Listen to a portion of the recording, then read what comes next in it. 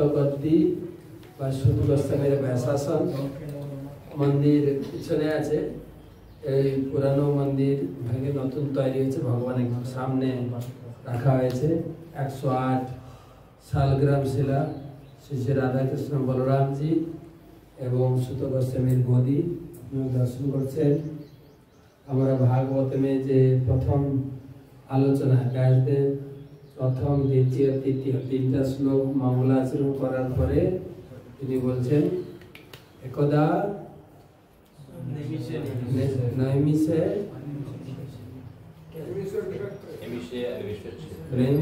অনিমেষ ক্ষেত্রে সৌনক বিষয় সৌনকাদয় সপ্তম স্বর্গায় লোকায় সহস্রম সমমাসত।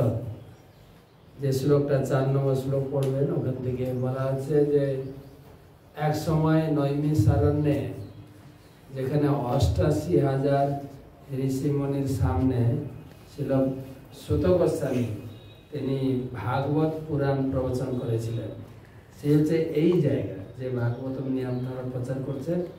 এবং আমাদের ভাগবতমের যে পচ্ছদ পট আছে পিছনে উল্টালে সুত গোস্বামী ভাগবত পাঠ করছেন, সৌনক আদি ঋষিরা ভাগবত পাঠ শ্রবণ করছেন, প্রশ্ন করছেন।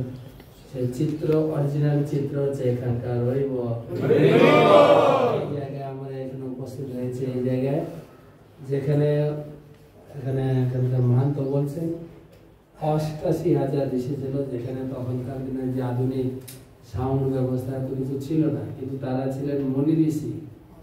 এখানে कितना एरिया 84 ক্রস এরিয়ার ভিতরে 88,000 মুনি ঋষি বসছিলেন। এবং সুত গোস্বামী এখান থেকে খালি গলায়, কোনো সাউন্ড সিস্টেম ছিল না, খালি গলায় পাঠ করছিলেন। তারা শুনতে পেয়েছিলেন কি করে না, তারা মুনি ঋষি ছিলেন, তো তাদের একটাই সাধনা ছিল যজ্ঞ বা ঈশ্বরের সঙ্গে নিজেকে যুক্ত রাখা। তাই তাদের সেই তপ যোগ বিভূতির দ্বারা এই ভাগবত কথা তারা আস্বাদন করেছিলেন। এত বড় ভারী সবার মধ্যে এটা একটু উঁচু, এটা ব্রহ্মটিলা, এখানে বসে সুত গোস্বামী ভাগবত পাঠ করেছিলেন। এই কলিযুগের শুরুতে এই সুত গোস্বামী এইখানে 18,000 শ্লোক সম্বন্ধিত শ্রীমদ ভাগবতম যার প্রথম শুরু হচ্ছে, প্রথম শ্লোকটা ওম নমো ভগবতে বাসুদেবায় জন্মাদ্যস্য ততোর্চসাধেষু পবিত্রস্য তেনে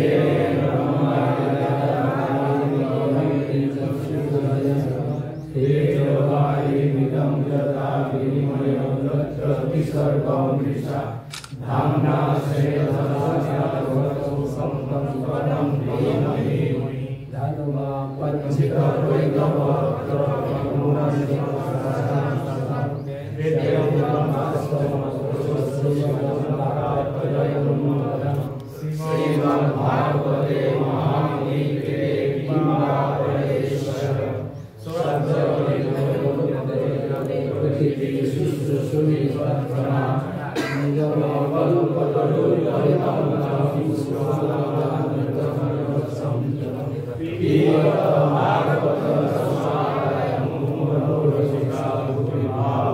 এইভাবে 18,000 শ্লোক এবং লাস্ট শ্লোক নাম সংকীর্তনম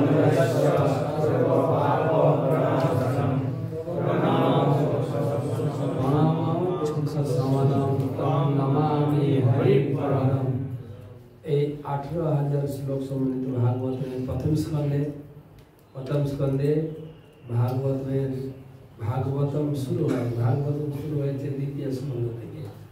প্রথম স্কন্ধ যেরকম ভগবত গীতার প্রথম অধ্যায়ে ভগবান গীতার জ্ঞান দেননি, কোন পরিস্থিতিতে গীতার জ্ঞানের উদ্ভব হয়েছিল সেই পরিস্থিতি, সেই ভূমিকা, সেই পটভূমি ভাগবতের প্রথম স্কন্ধে। ভাগবতের প্রথম স্কন্ধে 3টে কথা আছে। ভাগবতের রচনা, প্রথম শ্রোতা বা বক্তা হিসাবে সুখদেব গোস্বামী এবং পরবর্তী শ্রোতা পরীক্ষিত মহারাজ।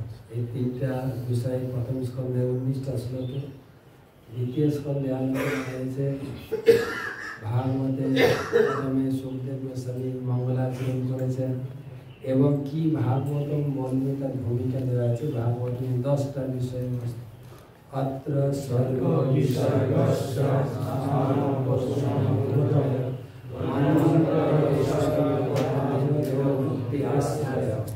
তারপরে তৃতীয় স্কন্ধ থেকে ভাগবত শুরু হয়েছে। তৃতীয় স্কন্ধ হচ্ছে মৈত্রেয় এবং বিদুরের প্রসঙ্গ। প্রথমে কর্দম মুনির কথা এবং তারপরে চতুর্থ স্কন্ধে সেই কর্দম মুনির বংশধরদের পরিচয়। প্রথমে আসবে সেই আকুতি, দেবতী, প্রসূতি, তারপরে উত্তমপাদ মহারাজ, তারপরে ধ্রুব প্রসঙ্গ করতে করতে পৃথু মহারাজ। পঞ্চম স্কন্ধে স্বয়ম্ভব মনুর প্রথম পুত্র প্রিয়ব্রত মহারাজের বংশধরের বর্ণনা এবং আসছে ঈর্ষক দেবের কাহিনী পঞ্চম স্কন্ধে। ষষ্ঠ স্কন্ধে অজামিল নামের মহিমা বর্ণনা প্রসঙ্গে অজামিল এবং আসছে বৃত্রাসুর প্রসঙ্গ। যে বৃত্রাসুর প্রসঙ্গে আমরা আলোচনা করব আজকে বিকালে দধিচি মুনির আশ্রমে গিয়ে। তারপরে সপ্তম স্কন্ধে সবাই প্রহ্লাদ সিংহদেবের কথা 15 অধ্যায়ে আলোচনা হয়েছে। অষ্টম স্কন্ধে আলোচনা হয়েছে গজেন্দ্র সোনালী লীলা কাহিনী অম্বরীশ মহারাজ। আর নবম স্কন্ধে রামচন্দ্র ভগবান রামচন্দ্রের কাহিনী। দশম স্কন্ধে ভগবান কৃষ্ণের বৃন্দাবন, মথুরা এবং দ্বারকা লীলা 90টা অধ্যায় 4 খণ্ডে ছিল প্রভুপাদ প্রকাশিত করেছেন। একাদশ অধ্যায়ে ভগবানের অন্তর্ধান এবং উদ্ধব গীতা। আর দ্বাদশ স্কন্ধে 13টা অধ্যায় আলোচনা করা হয়েছে ভাগবতের মাহাত্ম্য মহিমা। ভাগবতম পড়লে কি লাভ, ভাগবতম কাউকে দান করলে কি লাভ এবং কোন শাস্ত্রে কতগুলো শ্লোক আছে বর্ণনা। এবং শেষে বললেন, হে সৌনকাদি ঋষিগণ, আমি 18,000 শ্লোক ভাগবতম শোনালাম। এর সার কথা হচ্ছে নাম সংকীর্তন নাম সংকীর্তন।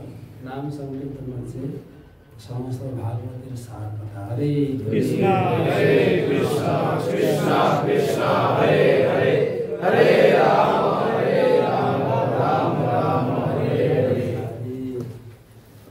नाम संकीर्तनम जस्य सर्व पाप प्रणाशनम प्रणाम शमनम भगवान के प्रणाम कर ले जीवन समस्त दुख থেকে নিবৃত্তি। पुराण से मिलकर भागवतम एवं सत्शास्त्र 108 उपनिषद सब এখানেই মুনি ঋষিরা তপস্যা করে বসে শ্রবণ করেছিলেন। আমাদের শ্রী চৈতন্য মহাপ্রভু এই কথা বলে গেছেন।